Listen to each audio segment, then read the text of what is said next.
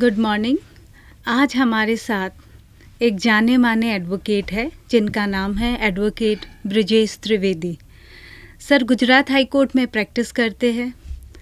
Sir को इस practice में 35 से भी अधिक वर्षों का अनुभव है और sir Gujarat high court advocate association के अध्यक्ष भी हैं। सर को इस विधि क्षेत्र में विशाल अनुभव प्राप्त है। इन्होंने इस क्षेत्र में कई नए वकीलों का मार्गदर्शन भी किया है। आज हमें सर से बात करने का अवसर मिला है। हम सर से जानेंगे कि आर्ट ऑफ एडवोकेसी क्या है और मेथड ऑफ प्रैक्टिस क्या है। सर, हमारे एलजे यूनिवर्सिटी रेडियो चैनल में आज आपका स्वागत है। जी नमस्ते रेशमा। પહેલાં તો હું ગુજરાતી એટલા માટે કહીશ કે આપણા જે શ્રોતા ક્ષેત્ર છે એલજે કોલેજના કેમ્પસમાં અને આજુબાજુમાં એ લોકોને ગુજરાતી ભાષા અને ગુજરાતી ભાષા વિશે વધારે માહિતી છે. અમુક વાતો આપણે હિન્દીમાં પણ કરીશું અને અંગ્રેજી ભાષાનો શક્ય છે ત્યાં સુધી આપણે એનો પ્રયોગ નહીં કરીએ. મને એલજે તરફથી બોલાવવામાં આવ્યો તે વાતનો મને ખૂબ આનંદ પણ છે, ગર્વ પણ છે.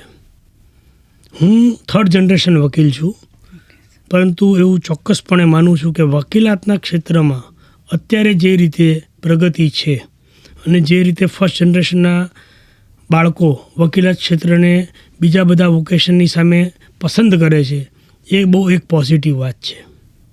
વકીલાતનું ક્ષેત્ર એકમાત્ર એવું ક્ષેત્ર છે કે જે કોઈ એક મર્યાદિત આવડત ઉપર નિર્ભર નથી. તમારે જેટલી પ્રકારના વોકેશન છે, engineering, medical, farming, pharmaceutical, you name it, કોઈ પણ ક્ષેત્રમાં લિટિગેશન થાય તો વકીલ પાસે આવવું પડતું હોય છે. અને એટલે આ ક્ષેત્રની સીમાઓ છે જ નહીં. તમે વિચારો અને એક સીમાને તમે વધુ દૂર સુધી લઈ જઈ શકો. એ આ ક્ષેત્રની એક એવી એટ્રેક્ટિવ વાત છે કે જેને કારણે મોટાભાગના લોકો અને નવી જનરેશન ખાસ આ ક્ષેત્ર તરફ આકર્ષાઈ રહી છે. सर, आपके हिसाब से कानून को पेशे के रूप में क्यों चुनना चाहिए और सर इसके फ़ायदे क्या है और इसमें क्या क्या चुनौती आ सकती है? પહેલી વસ્તુ તો બહુ અગત્યની આ છે કે આ ક્ષેત્ર સંપૂર્ણપણે એક સ્વતંત્ર ક્ષેત્ર છે. આ ક્ષેત્રની અંદર તમને મેં આગળ કહ્યું એમ કોઈ સીમા નથી. તમને એક જોબ સેટિસ્ફેક્શન અલગ જ પ્રકારનું મળી શકે છે. તમે જાતે મહેનત કરી, પોતે રિસર્ચ કરી અને લોકોને ન્યાય કઈ રીતે અપાવી શકો એનો જે આનંદ છે એ વિશેષ હોય છે. તમે મેડિકલ ક્ષેત્ર લો, તમે ખૂબ ઊંડો અભ્યાસ કરી સ્પેશિયાલિટી મેળવો, તમારા ટેબલ પર પેશન્ટ હોય અને છતાં તમારે એ ક્ષેત્રના બીજા એક્સપર્ટની જરૂર પડે એવા ઓપરેશનો આવી શકે. વકીલાતના ક્ષેત્રમાં તમે કંઈ પણ વધારાની તકલીફ ઊભી થાય તો એનું રિસર્ચ જાતે કરી અને જાતે એને હલ કરી શકો. એ બીજા કોઈ ક્ષેત્રમાં આ વ્યવસ્થા નથી. બીજી વસ્તુ કે જ્યારે કોર્ટ સમક્ષ તમારે કોઈનો પણ પ્રશ્ન લઈ જવો હોય તો તમને પૂરતી તક મળે છે. કેટલું રિસર્ચ કરવું, કેવી તૈયારી કરવી.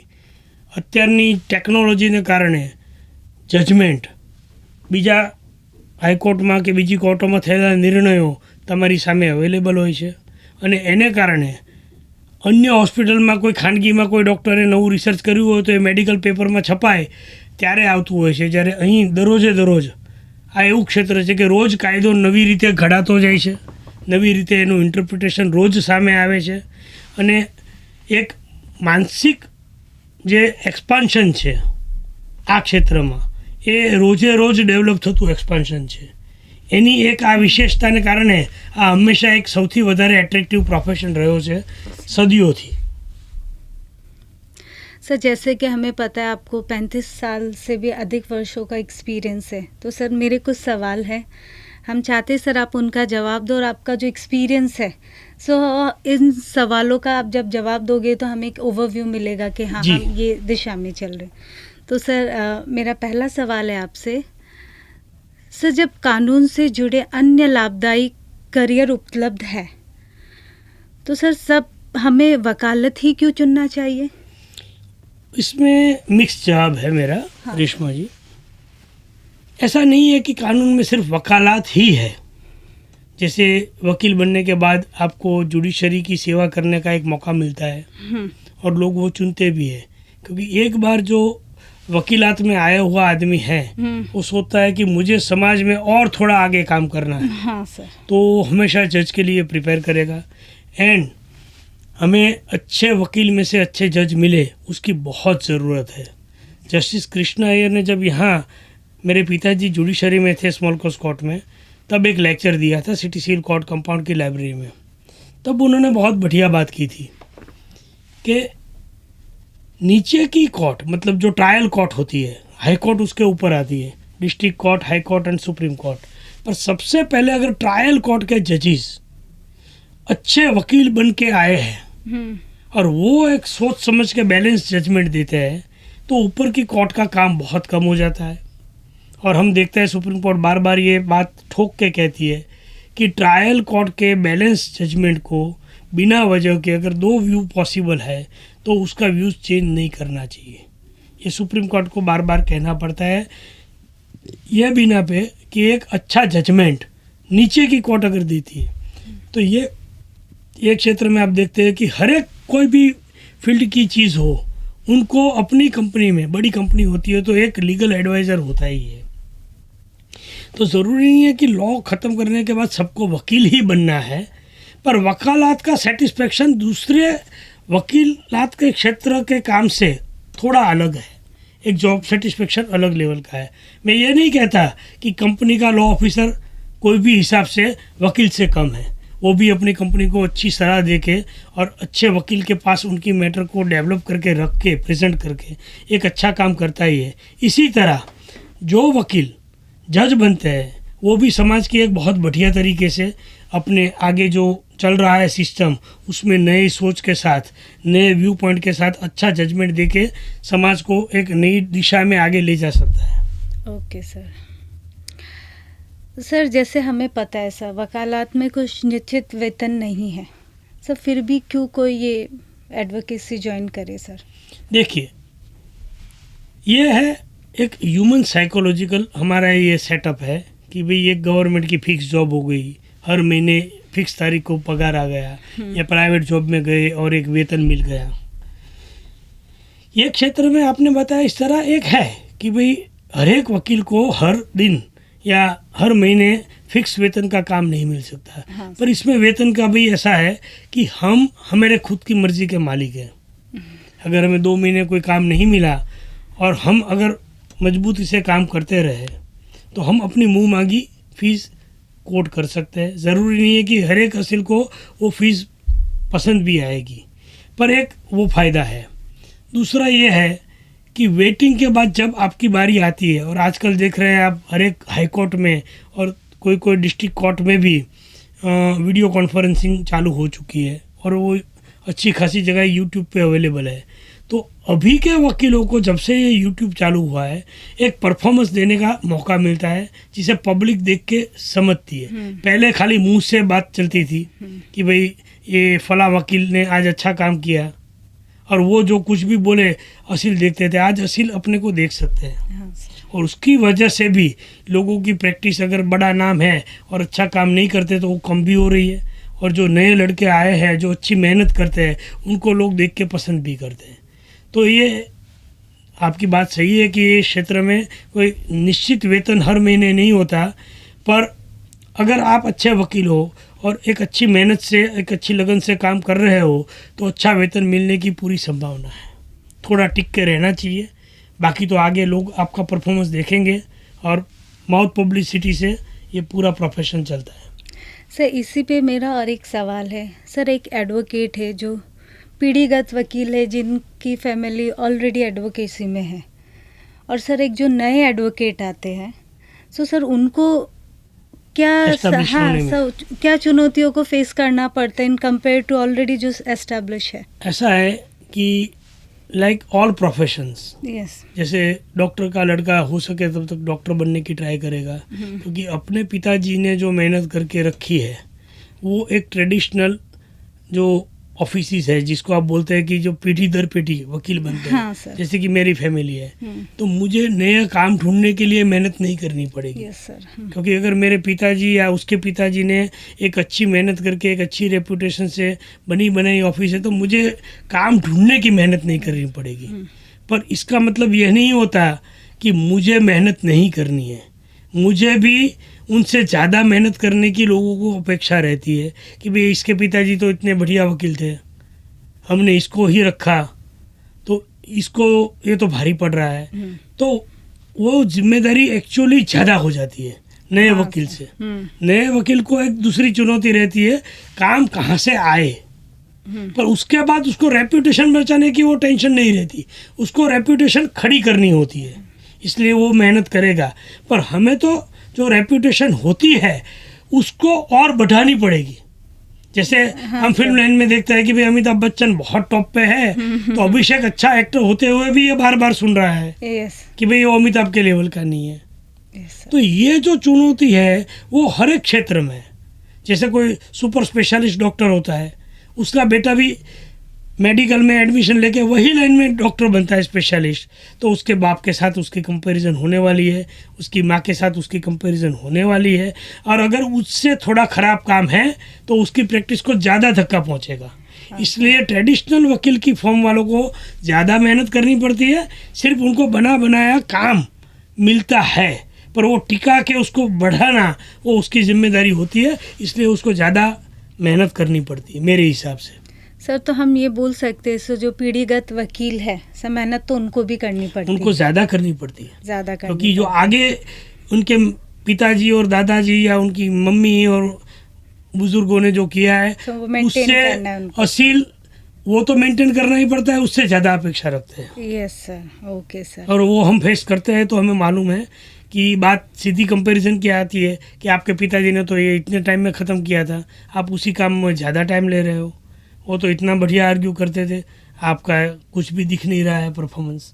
और कोर्ट्स भी ये अपेक्षा रखती है दूसरी पीढ़ी के वकील के पास से कि इनको इतना तो आता ही है और वो खुद जो सीखे वो अलग एक है। अच्छा, मेरा मेन जो बात कहने का है नए वकीलों के लिए कि हमें वकीलात के लिए क्या बेसिक ज़रूरी है। तो वकीलात में ये सिर्फ कतई ज़रूरी नहीं है कि सिर्फ आप वकीलात के लिए जो पुस्तक है या कायदे के पुस्तक है जिसको हम एक्ट बोलते हैं, जैसे भारतीय न्याय संहिता, यस सर, सुरक्षा, ये सब कायदे हैं, कायदे पढ़ने चाहिए, उसका अर्थघटन सीखना चाहिए। पर अच्छे वकील को पहले, क्योंकि वकालत के अंदर हर एक क्षेत्र आता है, हर एक क्षेत्र के लिए केसेस आते हैं, तो वकील को अच्छे वकील बनने के लिए पहले साहित्य, फिर दूसरी चीज़ें, मतलब बहुत पढ़ना पड़ता है। Yes sir. वकीलात का तो जो है वो वकीलात के 5 साल 3 साल जो भी कोर्स करेंगे उसमें पढ़ना आएगा, और वहाँ पढ़ी हुई चीज़ें कोर्ट में अलग तरीके से काम लगती है, इतना नॉर्मल नहीं है। जैसे हम इंजीनियरिंग पढ़े तो वो इक्वेशन हमने सीधा काम में लगा दिया, या मेडिकल पढ़े तो वो उसको सीधा हमने इम्प्लीमेंट किया। हमारे यहाँ हर केस नए सिरे से नए तरीके से चलते हैं, इसलिए एक तो इनोवेशन चाहिए, ब्रॉडनेस ऑफ माइंड चाहिए, हर एक क्षेत्र की चीज़ की नाइसिटी समझनी चाहिए। Yes sir. आज मैं कोई भी मैटर नहीं आती है तो मैंने इसके 50 केस किए हैं, तो भी ये केस की हकीकत दूसरे केस से अलग होती है, इसलिए पूरी मैटर समझ के, और उसके लिए हर वकील को अपने असील से किस तरह सब बातें एक्सट्रैक्ट करनी है वो पहले सीखनी पड़ेगी। वो कला तभी आएगी जब उसने अच्छी तरह से विश्व के टॉप साहित्य को पढ़ने की मेहनत की हो। सर, आजकल के बच्चे पढ़ाई बहुत कम करना चाहते हैं, सोशल मीडिया और मोबाइल का यूज़ इतना हो गया है कि हम पुस्तक नहीं पढ़ते, पर वो सब पुस्तक अभी फ़ोन पे भी अवेलेबल है, सुन भी सकते हैं। तो मेरे हिसाब से अच्छे वकील बनने के लिए हर व्यक्ति को एक अच्छा साहित्य और सब पढ़ना चाहिए। जैसे गांधी जी ने जब वकालत शुरू की बॉम्बे में, तो उनको प्रश्न था कि फिरोज शाह मेहता और इतने बड़े बड़े वकील हैं बॉम्बे हाई कोर्ट में, बॉम्बे सिविल कोर्ट में, तो मेरी वकीलात कैसे चलेगी। तो किसी ने उनको फिरोज शाह मेहता से मिलवाया। उन्होंने पूछा कि भाई सर, आप जैसे बड़े बड़े स्टॉलवार्ट यहाँ पे है, तो मेरी तो वकीलात कैसे चलेगी। तब फिरोज शाह मेहता सर ने बहुत बढ़िया जवाब दिया था कि हर केस में हर एक असील को फिरोज शाह मेहता नहीं चाहिए। हर जो युवा वकील है वो एक हार्ड वर्क करे और ऑनेस्टी से काम करे। आजकल क्या हो गया है, क्विक मनी हर एक क्षेत्र में है। हम दिन भर खबरें पढ़ते रहते हैं कि फला के यहाँ इतने कैश मिली, एक क्षेत्र में इतनी मिली, शेयर बाजार में मिली, जज के घर पे मिली। Quick money is not the solution. एक ऑनेस्टी होनी चाहिए जिसकी वजह से जुडिशरी को एटलीस्ट ये पता चले कि जब भी ये वकील खड़ा होगा झूठ नहीं बोलेगा केस जीतने के लिए या किसी के भी लिए। और दूसरा, पैसे आएंगे पर पैसों के लिए ही काम करना है, ये मेंटालिटी निकलनी चाहिए। बहुत से असील ऐसे आएंगे जो बोलेंगे सर ये सेटिंग कर दो, वो सेटिंग कर दो। सेटिंग से वकालत नहीं चलती। आपको बहुत ही हार्ड वर्क करना पड़ता है। अपने असील से पूरी माहिती लेके कोर्ट में पेश करनी होती है। जल्दबाजी से हर एक चीज़ अपने वकील असील के पास नहीं समझी तो सामने वाले को अगर मालूम है तो सप्रेशन ऑफ मटेरियल फैक्ट के हिसाब से केस आराम से जीत जाएगा। तो जब भी अपना काम करो, अपने असील को बहुत ही समय दो, पूरी बात सुनो। आपको लगता है कि उसने थोड़ी बात दबाई है तो वो उसके पास कैसे निकलवानी, वो कला आप साहित्य और लिटरेचर और बाकी सब चीज़ पढ़ के ह्यूमन साइकोलॉजी का अभ्यास करोगे तो वो चीज़ आपके पास आएगी। इसी तरह अमेरिका के बहुत बड़े जज साहब जस्टिस फ्रैंकफर्टर को एक पॉल नाम के लड़के ने पत्र लिखा कि सर आपकी तरह मुझे बहुत बड़ा एक जूरिस्ट बनना है, तो मैं क्या पढ़ूँ, अभी से क्या तैयारी करूँ। तब जस्टिस फ्रैंकफर्टर ने बहुत बढ़िया जवाब दिया था, सब कुछ पढ़ो। वहाँ साहित्य को ह्यूमैनिटीज़ कहते हैं, read humanities, read everything except law. जब लॉ पढ़ना होगा, जब लॉ कॉलेज में आओगे तब आप लॉ पढ़ो। कोर्ट में जब वकालत शुरू करो तब अपने केस के हिसाब से जो लॉ लागू पड़ता है वो पढ़ो, तब आपको पूरा मौका मिलेगा। पर पहले अपना विजन उसको एक्सपेंड करने के लिए कुछ भी पढ़ो, वर्ल्ड का टॉप साहित्य पढ़ो ताकि आप ह्यूमन साइकोलॉजी को समझ सको। तो एक अच्छे वकील बनने के लिए हर युवा को बहुत ही पढ़ाई करनी चाहिए। वकालत की पढ़ाई तो जब आप लॉ करोगे तो साथ साथ में पढ़ोगे ही, पर उसके बाकी के समय में दुनिया को समझो, दुनियादारी को समझो, इंसान को समझने की कोशिश करो और अपने असल से पूरी बात बहुत आराम से समझ के, और जब आपकी भाषा के ऊपर आपका प्रभुत्व आएगा तो आप वही बात अपने असील की एक अच्छी भाषा में कोर्ट को समझ में आए। इस तरह लूसिड लैंग्वेज में आप तब रजू कर सकते हो जब आपका विजन और आपकी वोकेबुलरी बहुत ही बड़ी हो। मेरे पिताजी ने बहुत बढ़िया बात की थी जब भी वो यंग वकील को एड्रेस करते थे हाई कोर्ट में। हमारे बहुत से दोस्त हैं कि भाई आप रोज़ थोड़ा टाइम निकालो, 5 जजमेंट पढ़ो। रेलेवेंट है इरेलेवेंट है अभी वो मत सोचो, वो 5 जजमेंट को आप एक डायरी में लिख लो कि आज आपने ये पढ़े, और वो आपके दिमाग की बैक में पड़ा रहेगा। कभी इस तरह का केस आएगा, अगर आपका नहीं और आप कोर्ट में बैठे हैं तो दूसरे वकील को वो आप मदद कर सकते हो। दूसरा, साल के अंत में 200 दिन भी पढ़ोगे तो 1000 नए केस आपने पढ़े होंगे। 5 साल में आपके 5000 केस हो जाएंगे, 10 साल में 10,000 जजमेंट आपने पढ़े होंगे। तो आपकी भाषा की समृद्धि बढ़ेगी, और 10,000 जजमेंट आने के बाद कोई भी जज साहब कुछ भी पूछे तो आप मेंटली रेडी रहते हो कि हमें जवाब क्या देना है। तो ये एक बहुत ही बढ़िया एडवाइस मेरे पिताजी दिया करते थे। हर एक यंग वकील को 10 नए वर्ड सीखने चाहिए अंग्रेजी भाषा के, क्योंकि भाषा हमारी भले ही गुजरात में गुजराती, हिंदी बेल्ट में हिंदी, साउथ के बेल्ट में साउथ इंडियन भाषा लोकल कोर्ट में चलती है, पर जब आप हाई कोर्ट के स्तर पे आते हो तब आपको अंग्रेजी भाषा और अपने जितने भी कायदे हैं भारत में, because we were under colonial rule for a long time, most of the countries in commonwealth have adopted English legal system. तो अभी भी अपने कायदे अंग्रेजी भाषा में लिखे जाते हैं, इसलिए भी अंग्रेजी भाषा हर एक क्षेत्र के लोगों को एक दूसरी भाषा के रूप में सीखनी चाहिए। सर, मेरा जो दूसरा सवाल है आपसे वो ये है कि सर कानूनी पेशे में जो महिलाएं हैं सो उनको किन कठिनाइयों का सामना करना पड़ता है? सही बात है, हर एक क्षेत्र की तरह महिलाओं का एक्सेप्टेंस कानून के क्षेत्र में भी स्लो ही रहा है। पर अभी आप देखो, लॉ कॉलेजेस देखो या कोर्ट के कॉरिडोर्स देखो या कोर्ट में आर्ग्यू करती हुई महिलाओं को देखो, सुप्रीम कोर्ट से लेके इंडिया की हर एक हाई कोर्ट में आज महिलाओं का प्रभुत्व बहुत ही अच्छी तरह से बढ़ रहा है। अब सिस्टम ने भी रिकॉग्नाइज करना चालू किया है कि महिला जजेस बहुत आ रही है आगे, और वो बहुत ही हार्ड वर्क करके बहुत ही बढ़िया तरीके से, हमारे खुद के यहाँ देख लो, मनीषा लव कुमार है जो अभी असिस्टेंट सॉलिसिटर जनरल भी है, एडिशनल एडवोकेट जनरल थी, गुजरात की गवर्नमेंट प्लीडर थी। तो इस तरह यहाँ हमारे यहाँ मेघाबेन है जानी, हमारे यहाँ बहुत सी महिला वकील है, अभी हमारे गुजरात हाईकोर्ट में ही 5 महिला जज है। हाँ, तो ऐसा नहीं है, पहले से बहुत ही परिवर्तन है लोगों की सोच में, लोगों की समझ में, और समाज के अंदर हर क्षेत्र में महिलाओं का स्वागत हो रहा है, और वो बहुत ही बढ़िया बात है, क्योंकि महिला के प्रश्न से लेके समाज के घर की हर एक बातों के अंदर जो महिला का प्रभुत्व है वो एक क्षेत्र में उनको बहुत काम लगता है। उनकी समझ नॉर्मल मेल से अलग ही तरीके से सोचने की होती है, और वो उनको एक अलग एडवांटेज देता है, और वो बहुत ही हार्ड वर्क करती है, और ये बहुत ही बढ़िया और अच्छी बात है। सर खूब कहा आपने। सर मेरा आखिरी सवाल है आपसे।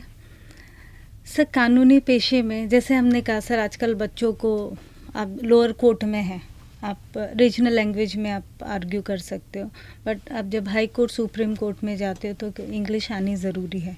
सो उनका भी हमें मिला कि अगर हम रोज़ 5 जजमेंट पढ़ें, इंग्लिश वर्ड का अध्ययन करें तो हम काफ़ी इम्प्रूव कर सकते हैं। और सर जैसे आपने बताया, पीढ़ीगत वकील और नए वकील भी में कोई डिफरेंस नहीं है, मेहनत दोनों को ही करनी है। मेहनत तो दोनों को करनी। सर इसके साथ हम और जानना चाहते, और सर किन समस्याओं का सामना करना पड़ सकता है सर आप जब हम इस प्रोफेशन में जाते हैं? मैं मेरा ही एक उदाहरण देता हूँ। मेरा एक दोस्त था, बहुत ही सेटल्ड जॉब थी। Okay sir. उसने पूछा कि ब्रिजेश मैं लॉ तो कर रहा हूँ साइड में, मुझे मेरी नौकरी में भी उसके हिसाब से प्रमोशन मिलेगा, पर अगर मुझे एक्टिव प्रैक्टिस में आना है तो मुझे किन किन कठिनाइयों का सामना करना पड़ेगा। तब इस तरह वीडियो कॉन्फ्रेंसिंग वगैरह नहीं थी, मैं 1988 की बात कर रहा हूँ। Okay sir. मेरा दोस्त आनंद आज अमेरिका में सेटल्ड है, उसने वहाँ रिटायरमेंट लेके रखी है। आनंद ने जब मेरे को पूछा था, वो मुद्रा कम्युनिकेशन में था, तो मैंने ये बोला था कि भाई ये तू पहली पीढ़ी का वकील है, तो तुझे अपनी इतनी बचत होनी चाहिए कि 6 से 8 महीने बिना कमाई के तू कुछ भी अपने आप को सस्टेन कर सके। हाँ सर। वो 8 महीने के अंदर तू 3 चीज़ें कर। एक, लाइब्रेरी में रेगुलर पढ़ना रख, ताकि कोई सीनियर, अच्छा सीनियर, हर एक सीनियर को काम के वजह से जूनियर्स रखने ही पड़ते हैं। अभी बहुत बढ़िया हो गया है, अभी आप देखो हर एक यंग लड़का टैबलेट या लैपटॉप लेके या अपने मोबाइल में पूरा का पूरा रिसर्च कर सकता है। हमारे ज़माने में पुस्तक के सिवा कोई रास्ता नहीं था। हाँ। तो जब भी कोई यंग लड़के को लाइब्रेरी में सीनियर वकील देखते थे तो उसको पिकअप कर लेते थे। अच्छा। उसको मिस्टर एम.आर. आनंद साहब ने पिकअप किया, एंड उसके बाद एम.आर. आनंद साहब सुप्रीम कोर्ट शिफ्ट हो गए। तो आनंद के लिए इतनी बड़ी, अनिल रावल, उसके लिए इतनी बढ़िया जगह हो गई। तो इस तरह मेहनत तो करनी पड़ती है।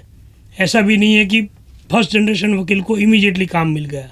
पर जैसे हाई कोर्ट लेवल पे सवाल है, तो हाई कोर्ट में आज यूट्यूब की वजह से बहुत फ़र्क पड़ा है। ऑफिशियल कोर्ट्स में फ़ायदा ये होता है कि हर एक गांव में जहाँ जहाँ कोर्ट है, वहाँ पे आदमी कोर्ट में जो भी अपना पहला काम रखेगा, तो वहाँ बैठे हुए लोग, वहाँ बैठे काम करते वकील, उसकी माउथ पब्लिसिटी होती ही है। जब कोई अच्छा वकील अच्छी तरह से पेश करे अपने केस को, तो नए वकील की भी तारीफ मुँह ज़ुबानी होती है, और उससे वो एस्टेब्लिश होता ही है। और हर एक अच्छे काम करने वाले का एक मौका आता ही है जब लोग उसके बारे में सुने और उसको फिर काम बढ़े। मेरी हर यंग वकील को यही सलाह है कि आप खूब मेहनत करें, पढ़ाई करें, ऑनेस्टी से काम करें, ताकि जब भी कोई जज साहब को आपको इवेल्युएट करने का मौका मिले, तो नए जज को भी उसके दूसरे जजिस की ओर से पता हो कि ये आदमी कभी झूठ नहीं बोलेगा। एक ये रेपुटेशन आप बनाओगे तो आपको वकालत के क्षेत्र में, क्योंकि ये जो बाहर जो एक इमेज है वकीलों के बारे में जोक चलती है कि वकील कभी सच नहीं बोलते, मेरा ये बहुत क्लियर मानना है कि 99% वकीलों को आज तक ज़िंदगी में झूठ बोलने की कोर्ट के काम के दरमियान ज़रूरत ही नहीं पड़ी। हर एक क्षेत्र में ब्लैक शिप होते हैं, हमारे क्षेत्र में भी है, पर उसकी मात्रा बहुत कम होती है। तो सच बोलिए, मेहनत कीजिए, हार्डवर्क कीजिए, और आपकी ब्रिलियंस तो आपको आगे लाएगी ही। एच.एम. सिरवाई करके बहुत बड़े वकील हो गए, बॉम्बे और सुप्रीम कोर्ट में उन्होंने बहुत काम किया। दूसरी हाई कोर्टों में उनका एक बहुत बड़ा नाम था। उन्होंने preface to constitution of India जो लिखा है वो आज भी लिटरेरी वर्क भी गिना जाता है और बहुत ही बढ़िया लीगल वर्क भी माना जाता है। उनके बारे में सोली सोराब जी ने कहा था कि अगर उसने कोई भी मेहनत नहीं की होती, ही वॉज सो ब्रिलियंट कि he would have been a very successful advocate. और अगर वो ब्रिलियंट नहीं भी होते तो उन्होंने जितना हार्ड वर्क किया उसकी वजह से भी वो इतने ही ग्रेट बनते। पर सिरवाई साहब के लिए कहा जाता है कि he was par excellence, brilliant, and he was so hard working that there was no option but for him to succeed. So सिरवाई साहब को ध्यान में रखते हुए हर एक युवा वकील को खूब मेहनत करनी चाहिए और अपनी खुद की ब्रिलियंस को उसी तरह डेवलप करना चाहिए जिस तरह सिरवाई साहब ने की। विश हर एक नए वकील को मैं ऑल द बेस्ट कहना चाहूँगा और ये क्षेत्र में वो हर एक बिना चिंता किए कि मैं पहली जनरेशन का हूँ या मैं दूसरी या तीसरी जनरेशन का हूँ, सभी को मेहनत तो करनी ही पड़ती है और सभी को ऑल द बेस्ट। सर हम बहुत आभारी हैं आपके कि सर आप आए, अपना एक्सपीरियंस शेयर किया। आई होप जो बच्चे जो लॉ स्टूडेंट है या कोई और हमें सुन रहे हैं वो सर के एक्सपीरियंस से प्रेरणा ले और आगे बढ़े। Thank you sir. Thank you. धन्यवाद सर।